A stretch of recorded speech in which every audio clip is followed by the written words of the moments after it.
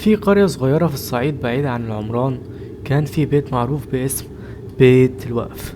بيت كبير قديم مقفول بقاله أكتر من 40 سنة، ولا عمره اتباع ولا حد راضي يسكنه.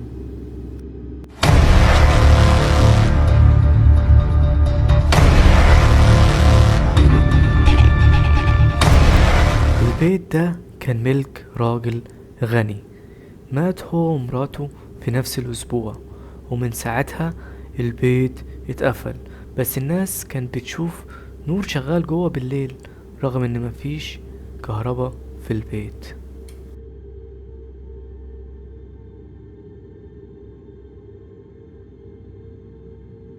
وفي سنة من السنين يا صديقي، واحد غريب عن البلد قرر يسكن البيت بعد ما سمع انه رخيص جدا.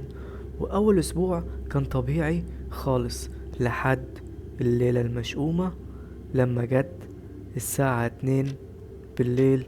ابتدى الرعب.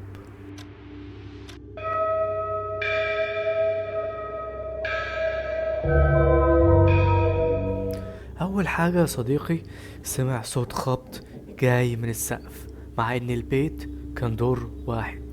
بعدها خطوات بتلف حواليه، بس من غير ما يشوف اي حد.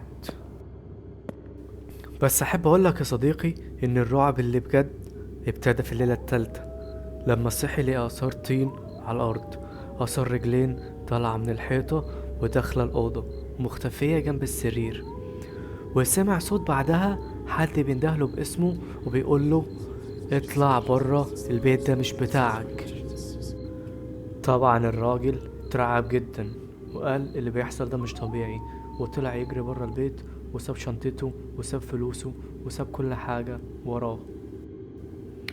ومن يومها يا صديقي محدش عارف يدخل البيت ده تاني، واي حد من اهل البلد بيعدي من قدام البيت بيسرع خطوته وبيجري ويسمي الله.